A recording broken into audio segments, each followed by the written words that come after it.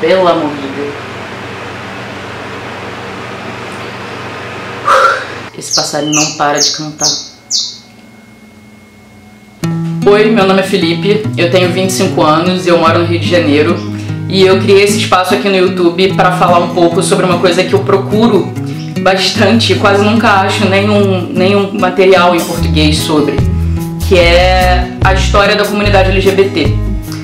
Eu pretendo abordar daqui pra frente nesse canal a história de alguns personagens que fizeram e fazem parte da história LGBT, algumas personalidades importantes, nossos heróis, nossos inimigos, algumas tragédias e algumas vitórias e coisas muito legais que a gente não sabe, que são importantes pra gente conhecer a história da gente enquanto gay, enquanto lésbica, enquanto bissexual, enquanto trans. Eu acho que é super importante a gente conhecer a história da nossa comunidade, as pessoas importantes que conquistaram alguns direitos pra gente ou que foram pioneiras em dar a cara a tapa por algum motivo para que a gente pudesse ser quem a gente é hoje e ter os direitos que a gente tem hoje e para que a gente continue lutando daqui pra frente.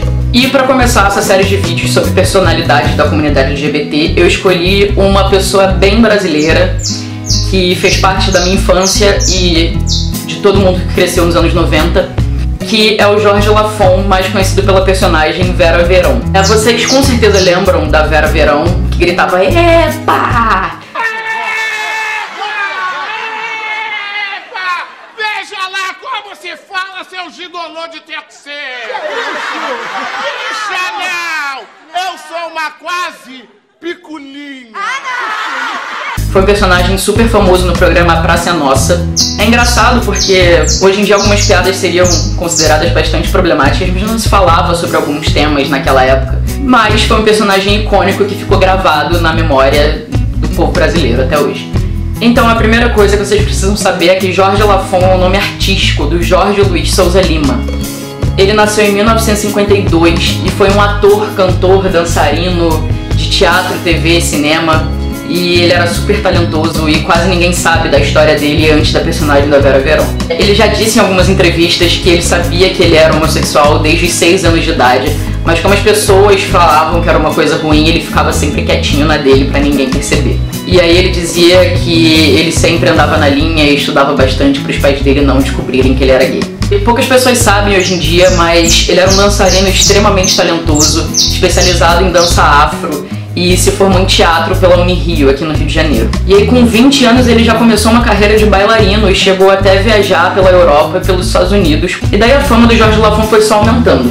Ele participou do programa Viva o Gordo, do Jô Soares, e depois, no ano de 74, ele foi integrar o corpo de bailarinos do Fantástico. Mas ele ficou mesmo conhecido e fez sucesso na Praça é Nossa, onde ele atuou por 10 anos com a personagem Vera Verão. Ele também era um astro no carnaval e chegou a ser destaque em várias escolas de samba no Rio de Janeiro e em São Paulo. E ele inclusive desfilou num carro alegórico completamente nu na escola de samba Beija-Flor, aqui do Rio de Janeiro. O Jorge Lafon era sempre convidado para participar de programas de televisão caracterizado como a Vera Verão. Em uma dessas ocasiões, ele participou do programa Domingo Legal no SBT, no quadro Homens vs Mulheres, que era uma disputa onde ele integrou o lado feminino. Nesse episódio, que rolou em 2002, ele foi envolvido numa polêmica com o padre Marcelo Rossi, também famoso padre Marcelo Rossi, e o padre Marcelo Rossi pediu para que a Vera Verão fosse retirada do palco enquanto ele se apresentasse, porque ele não queria estar na presença de um homossexual e ainda mais vestido de mulher. Ele já deu uma entrevista falando sobre isso e eu vou mostrar um trechinho dela agora. Ouça a história do menino. Eu tava fazendo o programa do Gugu, numa boa, e de repente eu também tive que enfiar a mão nos bichos. Aquilo é muito engraçado, mas é uma adrenalina muito grande. A tua pressão, ela sobe de uma certa maneira que você não consegue, você não sabe o que está acontecendo ali. Logo depois, eu recebi a surpresa que eu ia cantar, ia rezar, ia orar maravilhosamente bem. E foi quando teve a entrada do padre Marcelo Rossi. Mas eu não sei porque cargas d'água viraram para mim e falaram assim: Lafon, tira essa roupa e coloca uma roupa de homem e depois você volta. Eu falei assim: ué, tá bom. Fui em sentido ao camarim e não troquei, porque eu não tinha roupa de homem, só tinha roupa de mulher. E o que eu fiz? Simplesmente, quando o padre se retirou, eu voltei à cena. Te magoou muito? Muito, mas eu te digo que a minha mágoa, ela é de não ter podido mandar para aquele lugar. que se eu tivesse feito isso, com certeza essa adrenalina estaria normalmente e eu não estaria tão estressado quanto ainda estou. Isso já aconteceu, não é a primeira vez no programa do Gugu. Eu trabalhava numa rádio no Rio, a FM 94, na qual também tinha uma programação de acústicos, e esse acústico seria feito comigo. Na semana que era para ser feita comigo com o padre Marcelo Rossi, trocaram e botaram um amigo meu chamado Mário Belisário, que era locutor da rádio também. Então aí tem tititis, né, Sugameli? Mas abafa o caso. Dizem que ele ficou muito chateado depois desse episódio, ele foi pros bastidores arrasado, e a produção do programa tentou fazer com que ele voltasse depois que o padre saiu do palco, mas ele estava muito chateado e não quis retornar ao palco. Depois desse ocorrido, algumas pessoas próximas disseram que ele passou uma semana muito cabisbaixo, muito triste, muito introspectivo, pensativo, e ele já era hipertenso e estava passando por um quadro de depressão. Uma semana depois desse incidente, ele foi internado em estado grave com problemas cardíacos. O empresário dele, que era muito próximo, disse as seguintes palavras depois do ocorrido: ele não teve como reagir a esta agressão e durante toda a semana ficou cabisbaixo e pensativo. Quando ele chegou no hospital, os médicos diagnosticaram uma crise hipertensiva.